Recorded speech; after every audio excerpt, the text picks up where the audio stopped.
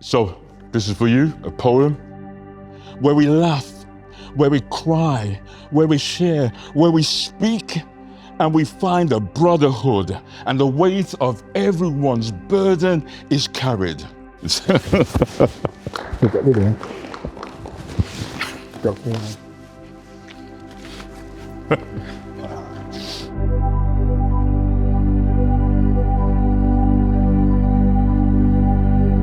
So I've been here for the last 2 days with a good old friend, Denzil, talking about his journey, and I've been in his footsteps, and now I've got to get this thing out of my mind onto the paper and hopefully write something that he will love when I present it back to him.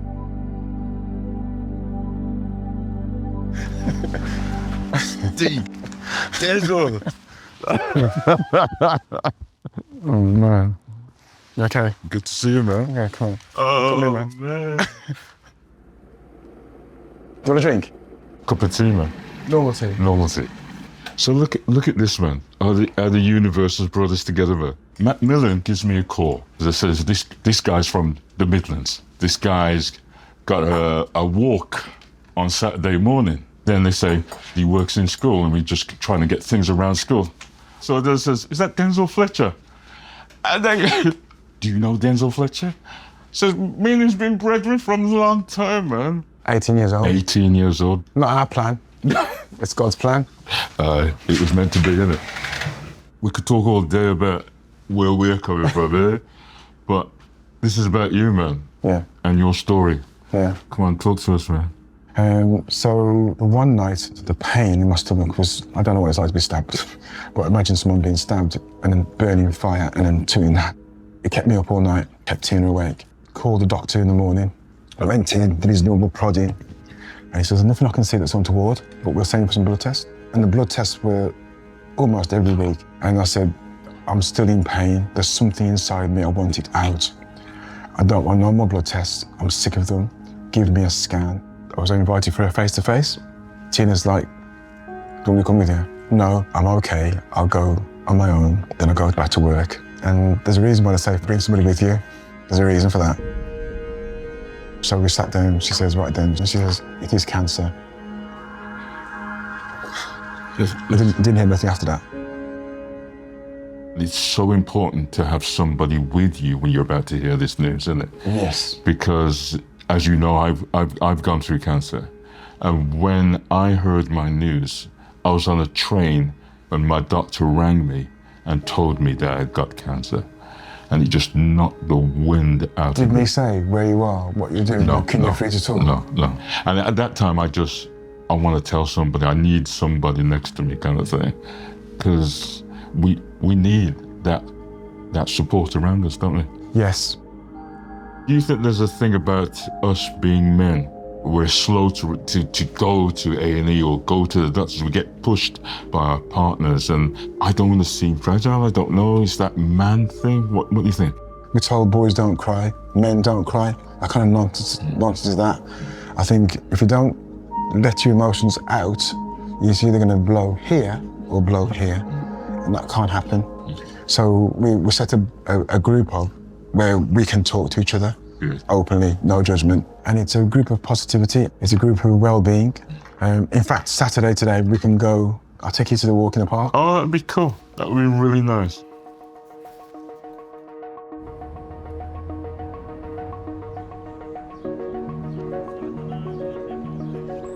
So this is West Park. Every Saturday, midday, 12 o'clock, we meet and we walk around circumference-wide. It's 5 miles. So these are all guys who are here for the walk, like us. Nice seeing you. I'm expecting that.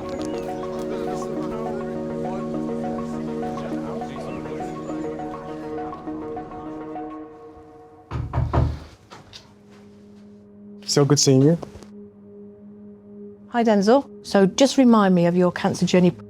So I went to get the blood test done, my bloods. The results came back, but it was unclear. My doctor then rang me saying, what ethnicity are you? I said Caribbean black. He said that could be the reason why, because it's showing you got low blood count. Historically, Afro-Caribbeans have a lower blood count. That's what I was led to believe. Okay. So we just kept on doing blood tests from that moment onwards. And I was going to the doctor's surgery in pain and saying there's something inside me. So you're doing this constant backwards and forwards? Yeah. And she said, I have the impression, Denzil, that if I don't give you a scan today, you'll be back tomorrow complaining. And I said, yes, I will complain now because there's something happening. Yes. I don't feel like I'm being listened to. Yes. Never thought for one moment it was the worst case scenario. So it's colon cancer, and they were going to remove half of the colon. So surgery first, and then you potentially would have some further treatment later. Yeah. So tell me about the chemo. The first chemo was okay. Yeah. I felt it. Oh, is this chemo? It's all right. Okay. The second one was, oh, it's okay. But you have that chemotherapy effect, so by the time you got to the last one... The third one was horrific. Yeah. It was just the worst feeling I've ever had. Unable to move. Tiredness. Massive Lethargy. fatigue. But between the surgery and the chemotherapy, I set up a little group. We do a walk and talk in the park on a Saturday. So I had enough support in that group, I felt, that would keep me on the straight and narrow. Denzil, he phoned me up and he told me that he had stage 4 cancer. And one thing he said to me was, will you walk on my journey of recovery? And I said, I will. And that's why we're here today. Yes. Beautiful. Yeah. You'll find a section of friends and family, they've all supported me in some way or another, and all going through something themselves. Yeah. It says men, but we want our women, our partners, our girlfriends, our sisters to come along as well, if they can. There's a stigma about illness also where they will not go to the doctors to get checked until it's too late. Yeah. And it's a thing that's been killing our men for years, not going to the doctors when they're not feeling yeah, all right, man, I'm all right, I'll do it. But go to the doctors, man, get checked. And I noticed that it's kind of different generations. So I see a young man. What's this for you? This is something that I think not many people of my age like to do, and it's just, I think, experience what it's like for the older generations, you know. Oi, steady on. It's true, though. You get to see, like, I guess what you may experience later on in life, and I guess it's life lessons that you learn, you keep in your long-term memory.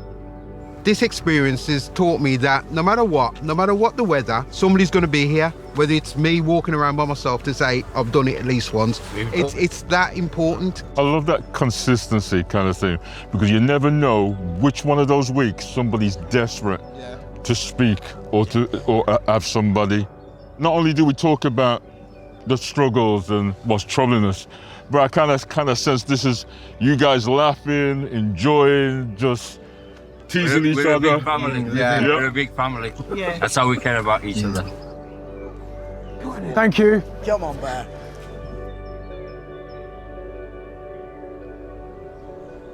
So let's sit down here. Yeah, let's sit there. Let's sit.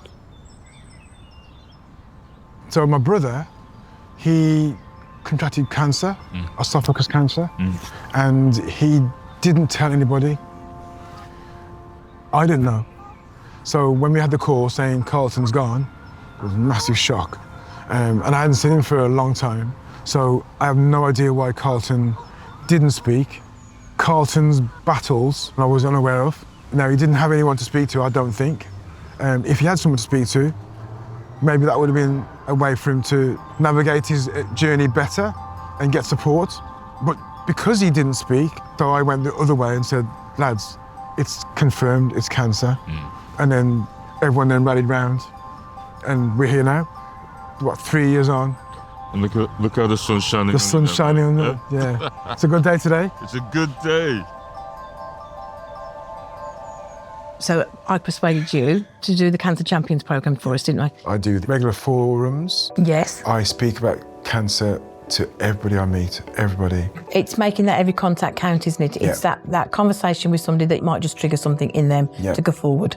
Everybody on that group has had their well-being checks done. Good. Prostate cancer, it's an MOT. Yeah, and we know that gentlemen are notoriously bad at seeking support, and we're only going to break that by actually having open conversations. In my conversations as a cancer champion, I don't say what they should do, I tell them what I did. and signpost them to Macmillan. I want to make a difference. Absolutely. Whilst I'm still here. Yeah, yeah. We don't know whether it's going to come back or not, but whilst I'm still here, I'm going to do what I can do to help somebody somewhere. Fabulous.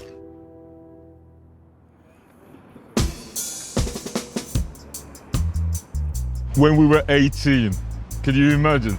This was the rising star. Yeah. Yeah? Top club, man. Top club. This place was that kind of, because I just found myself a beautiful young woman, right? And this is the kind of place that we would come for things like reggae, lovers rock. You had the shell foods, you were crisp looking, you had your Jerry curl, you were Mr. Sweet Boy, man. What was we thinking then when we were 18, man? Having fun, thinking about tomorrow, no further than tomorrow. Living life to the full. Yeah. With no cares in the world. Yeah. Never thought about health issues. I was fit. Yeah. And at 18 years old, you think you're immortal. So being unwell, it's a shock.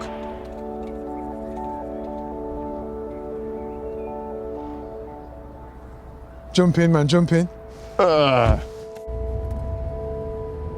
It's been a long day, man, isn't it? Long day, yeah. Pretty much every day since I started back at school, I've finished work. I recognise the fact that I'm tired. The pace of the school is quite fast. I am a head of year pastoral manager in a secondary school. I don't try to show any weakness regarding my fatigue. I am completely, heavily fatigued every day. And so I'll pull over on the journey back home and I can sleep from 5 minutes to an hour. Wow, okay. My school colleagues wouldn't know. Yeah. I don't talk to them about it. But I do know everyone's forgot that I had cancer because it's gone, isn't it? Yeah, yeah. But life goes on. Life goes on.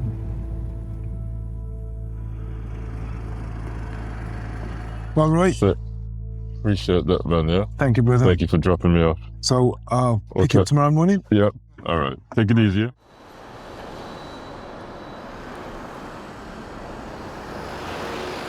So I'm here at Wolverhampton Library. It's the kind of place that I would come to write about 20 years ago. I've come to this library to get all these thoughts and all these stories onto paper, and hopefully I'm going to write him something that he will love when I present it to him later on.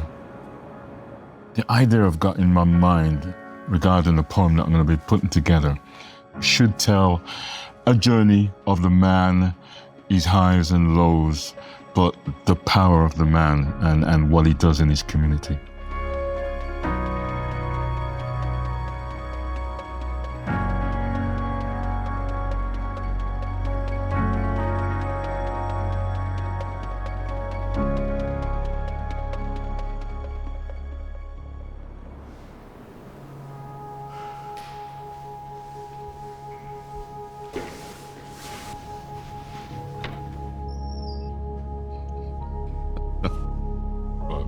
You good? All right, my buddy. All right. So, this is for you, a poem. And the title of the poem is Variations on the Theme of Cancer, Lost and Found. Okay. Start with loss. Loss of youth, innocence, and jerry curls. Loss of shell suits, Farahs, Pringles, and Gabeaches. And what did we know of crazy bald heads in times of Thatcherism and a future beyond the border of wolves?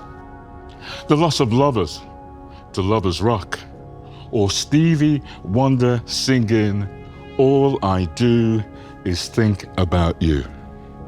The loss in the nights of sweet loving.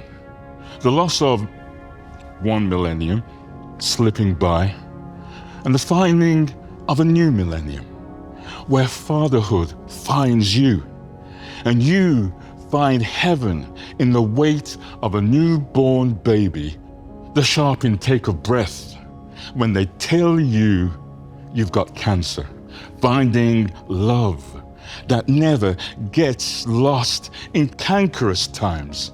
A love that wipes your tears, ties your shoelace when you can't reach them, and fills your belly with Saturday soup that never runs out.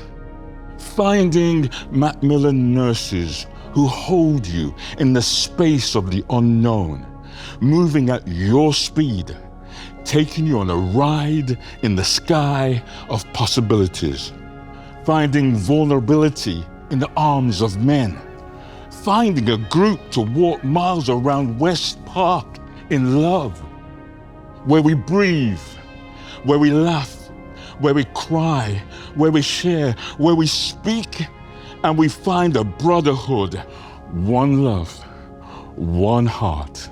Let's get together and feel all right. That's amazing. Right, look at that. It's amazing. It's okay.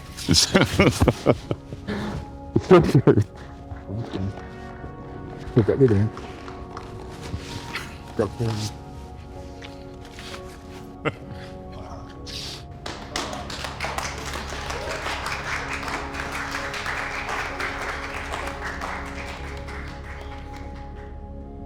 It really hit home. Actually, we've just been through all of that, and we've come through on the other side. We're all blessed. Everyone that's standing in here today is blessed.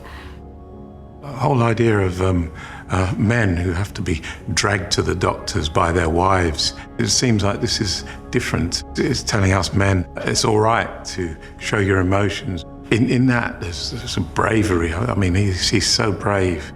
I'm just really proud of Denzil, how he's come through it. Keep going and keep getting men in particular to talk. One of the key things that really got to me was all these men were just saying how important it was that there was this safe space to let emotions out. A lot of my friends says, you don't talk, you write all your pain and all your emotions on a paper. And maybe I need to start talking a little bit more. So that was a really beautiful journey and a gift to be involved with. Just by fate of God, Roy was the one chosen to narrate my story, and I couldn't think of anybody better to do it than Roy. And what he did with the poem was just exemplary. The emotion that he comes across with, the detail of the story, the whole thing was captured beautifully.